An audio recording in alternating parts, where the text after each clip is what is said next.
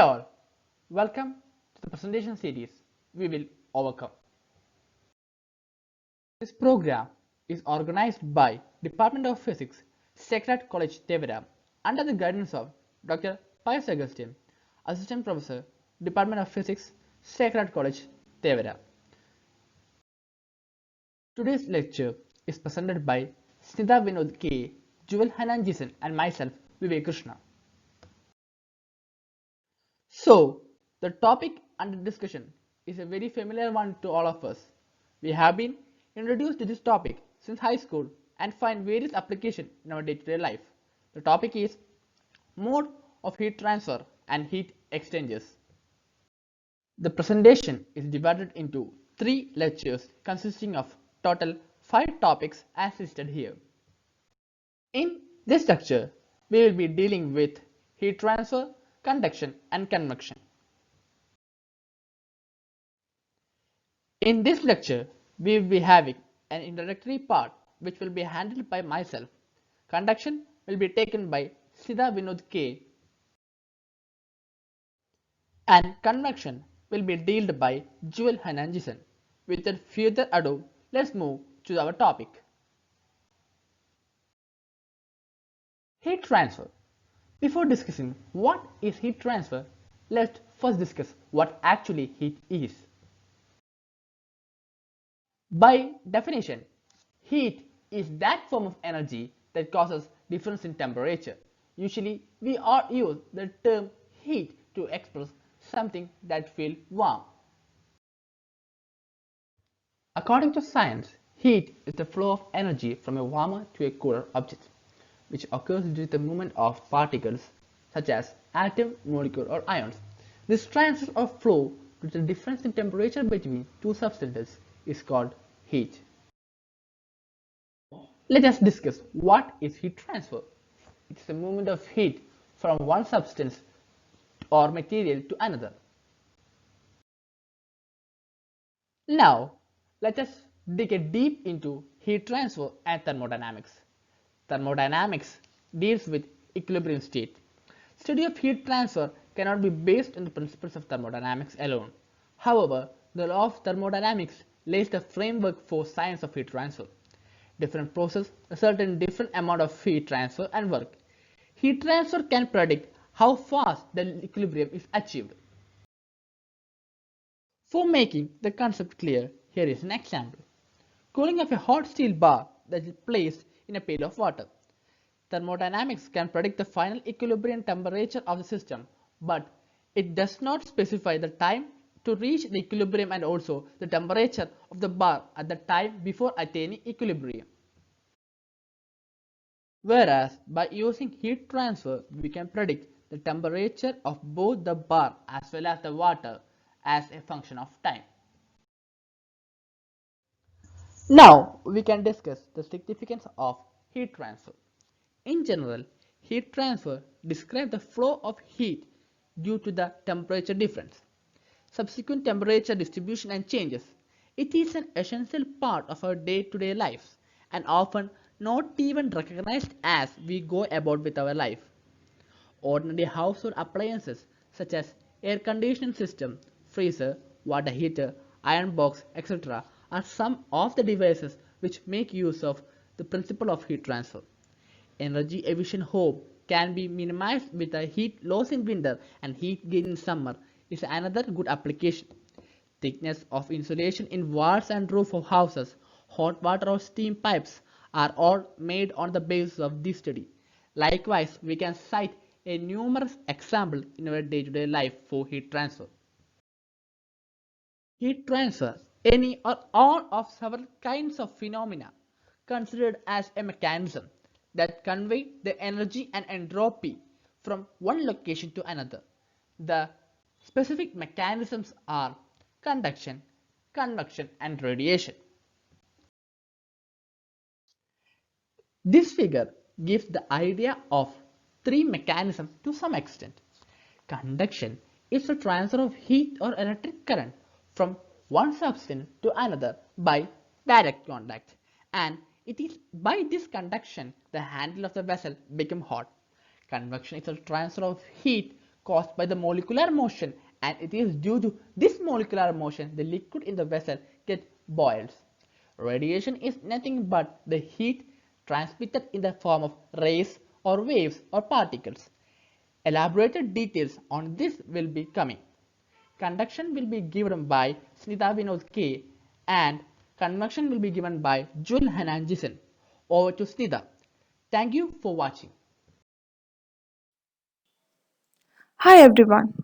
Before I begin, myself Sridhar Vinod K, final year BSc student of SH College. As Vivek mentioned, there are three distinct mechanisms of heat transfer, that is, conduction, convection, and radiation. I'm going to deal with the first one, conduction. Some of you may have heard about these, or maybe not. I will begin by giving something for you to think over. A few questions extracted from our own daily life. What will happen to a hot cup of coffee as it continues to keep undisturbed? Why ice cube melts down your hand? What is the reason behind the formation of sea breeze and land breeze? Have you ever felt surprised that each and everything happening in your life has its own scientific reasons? Yes. Okay, let's examine conduction, one of the mechanisms of heat transfer in more depth. Conduction is nothing but transfer of internal energy by microscopic collisions of particles and movement of electrons within a body. Actually, what is happening is area of greater kinetic energy will transfer thermal energy to an area of lower kinetic energy and so on. It is pretty sure that when heat is transferred through conduction, the substance itself or the particle itself does not flow. Rather, heat is transferred internally. From lower classes itself, we know that in solids, molecules are tightly packed so that it cannot move. Instead, they vibrate from its own position. Whereas in liquids, movement is possible to some extent, and in gas, they are very free. So, we are going to talk about conduction of specifically solids on further discussion, mainly about metals because they are very good conductors. Good conductivity of metals is because of the free electrons in them which are moving randomly. As I have told, actual flow of matter never occurs in conduction, whereas it occurs in convection, the other mode of heat transfer, but not in conduction. In the figure, you can see at one end, that is the end near heat source, have comparatively very high temperature, and the other end may be a room temperature, that is, it is at low temperature. So from these we can understand that temperature difference is inevitable in conduction. Then only heat flow occurs. I will continue by giving some examples from the real life. Heat from a hot liquid makes the cup itself hot. Let's make it clear. Everyone feels hotness in our hand while holding a hot cup of tea or coffee, isn't it? Similarly, we can warm our muscles with a heating pad. Walking on a beach on summer will warm your feet.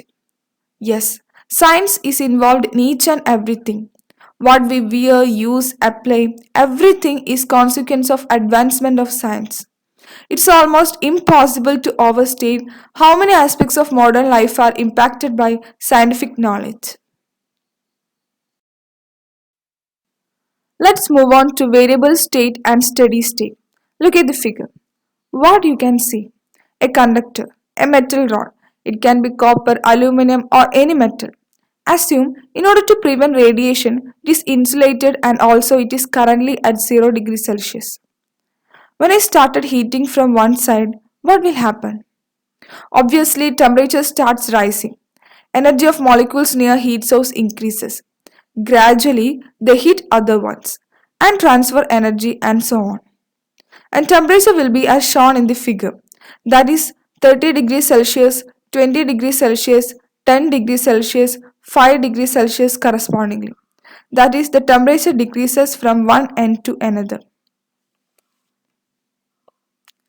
After a long time, The temperature will be like as in the figure, that is 30 degrees Celsius rises to 60 degrees Celsius, 20 degrees Celsius rises to 40 degrees Celsius, 10 rises to 20, 5 to 15. Even after that, we do not stop heating. As it continues, at some point of time, the temperature becomes 100 degrees Celsius, 80 degrees Celsius, 60 degrees Celsius, and 40 degrees Celsius at different cross sections as shown. After that, the temperature does not change even after the time flies. We can change the heat source and can place steam of 101 degrees Celsius or 110 degrees Celsius, or whatever we do, the temperature variation never takes place. Yes, the first state is the variable state and the second state is the steady state. In variable state, some molecules absorbs heat and transfer a part of it to other.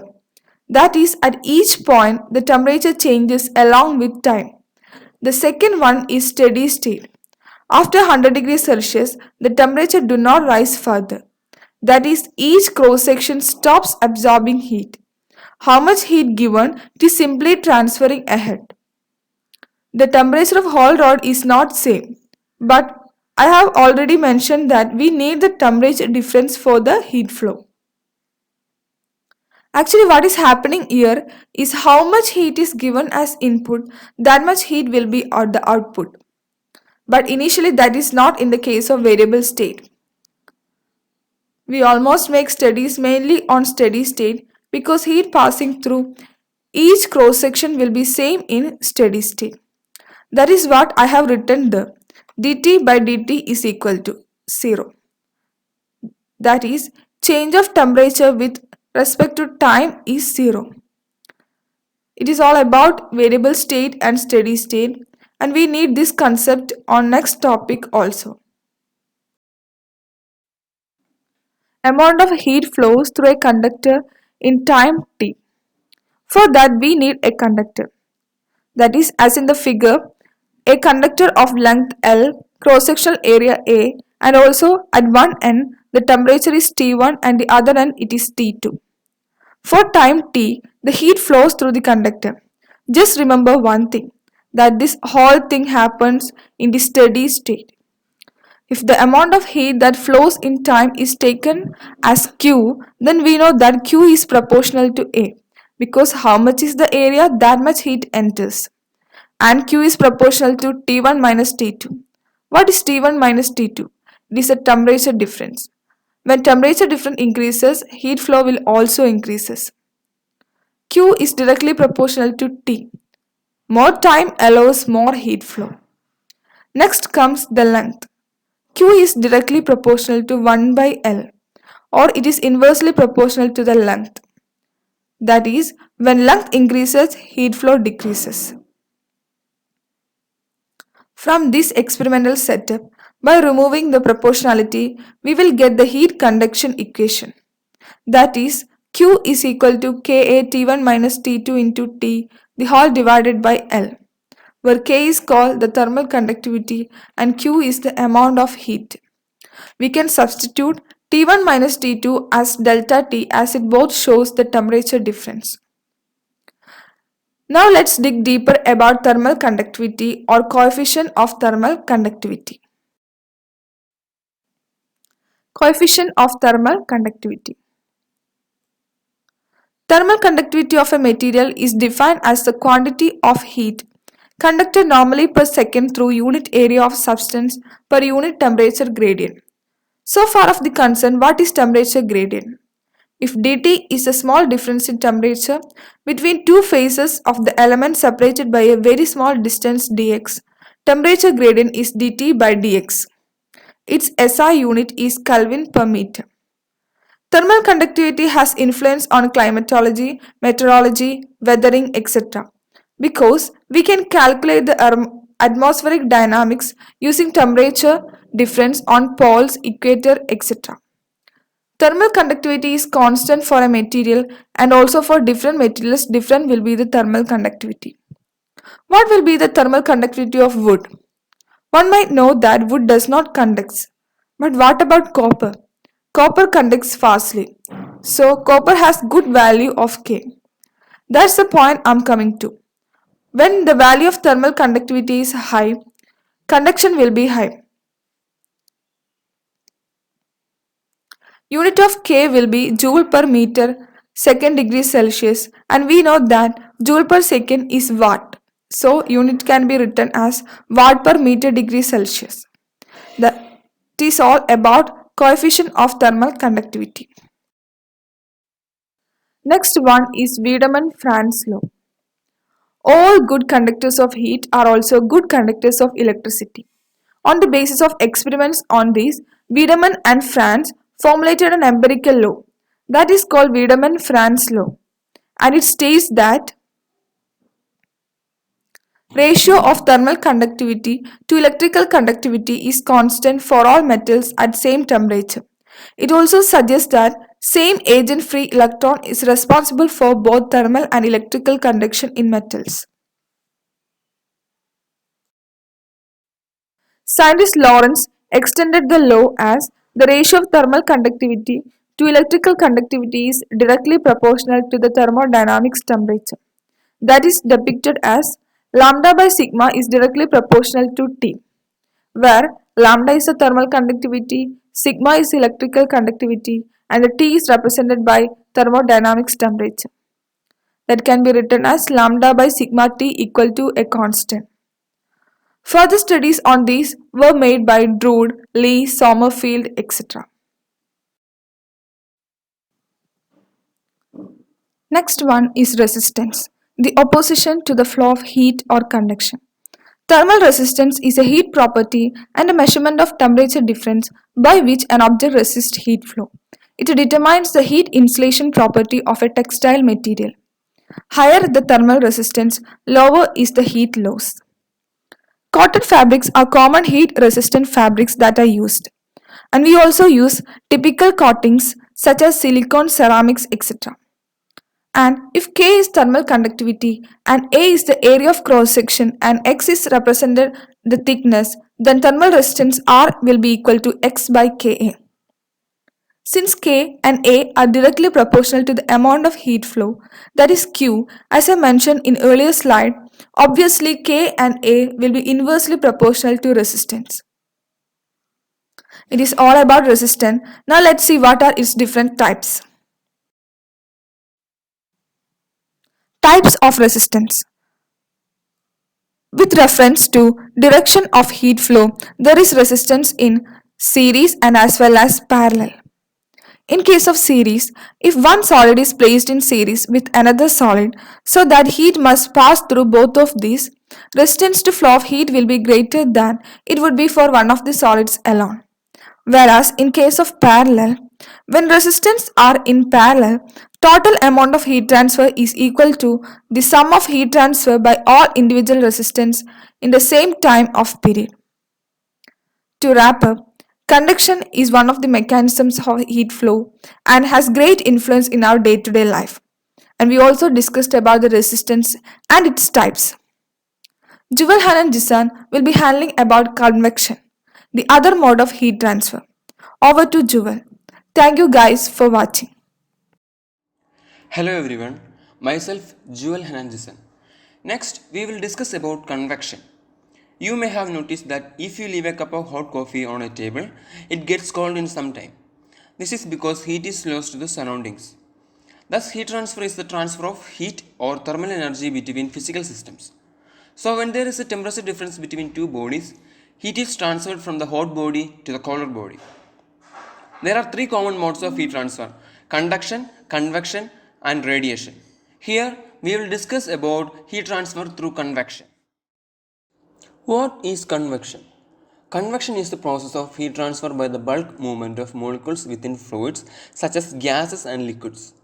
The initial heat transfer between the object and the fluid takes place through conduction, but the bulk heat transfer happens due to the motion of the fluid. Convection is the process of heat transfer in fluid by the axial motion of matter. It happens in liquids and gases.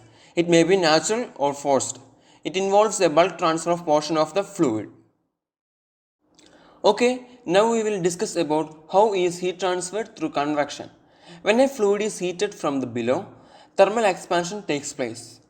The lower layer of the fluid, which are hotter, become less dense. We know that the colder fluid is denser. Due to buoyancy, the less dense, hotter part of the fluid rises up, and the colder, denser fluid replaces it. This process is repeated when this part also gets heated and rises up to be replaced by the colder upper layer. This is how the heat is transferred through convection. Next, we will discuss about the types of convection. There are two types of convection, and they are natural convection and forced convection. Natural convection. When convection takes place due to buoyant force, as there is a difference in densities caused by the difference in temperature, it is known as natural convection. Examples of natural convections are oceanic winds. Forced convection. When external sources such as fans and pumps are used for creating induced convection, it is known as forced convection. Examples of forced convections are using water heaters or geysers for instant heating of water and using a fan on a hot summer day. Forced convection is related to Newton's law of cooling, which is given as P is equal to dq dt is equal to HA into T minus T0, where P is equal to dq dt is the rate at which heat is transferred. H is the convection heat transfer coefficient, A is the exposed surface area, T is the temperature of immersed object, and T0 is the temperature of the fluid which is under convection. The value of heat transfer coefficient H depends on density, viscosity, thermal conductivity, and specific heat capacity. Convection finds numerous applications in day-to-day life, and here we are discussing about some of the most common examples. Sea breeze and land breeze. The formation of sea and land breeze form the classic examples of convection. By going the definition of convection, the molecules at higher temperature displace the one at the lower temperature. Similarly, in the afternoon, the surface of the land near the sea is warmer as compared to in the evening. Convection causes the air which is closer to the land surface to heat and hence rise. The warm air near the land is readily replaced by the cool air, resulting in sea breeze. Here we can see a picture illustrating sea breeze. Land breeze. When it's nights, the tendency of land to cool down is more. However, the air above the sea water is warm and therefore rises up. Once this air rises, it is replaced by the cool air from the land, which is commonly referred to as land breeze. Here we can see a picture illustrating land breeze. The next example is boiling water. Convection comes into play while boiling water. What happens is the cold water at the bottom heats up from the energy from the burner and rises up. As the hot water rises, the cold water rushes in to replace it, which results in motion in the circular fashion. The next example is radiator. Even the radiators works on the principle of convection. In radiators, the heating element is placed at the bottom.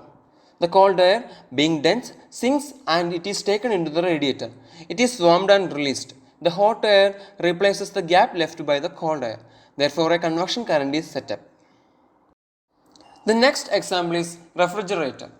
The working principle employed by the refrigerator is very much similar to that of radiators. The freezer in case of refrigerators is placed at the top. As mentioned above, the warm air, being less dense, rises up and hence it is cooled down by the freezer. Now, this cool air, being denser, sinks and therefore keeps the lower part of the fridge cool. Okay, that's all about convection. So that brings us to end of this presentation. I thank Dr. Pius Augustine, Department of Physics, Sacred Heart College for giving us an opportunity like this. And I hope that everyone found this lecture informative. Thank you all for watching this video. Thank you.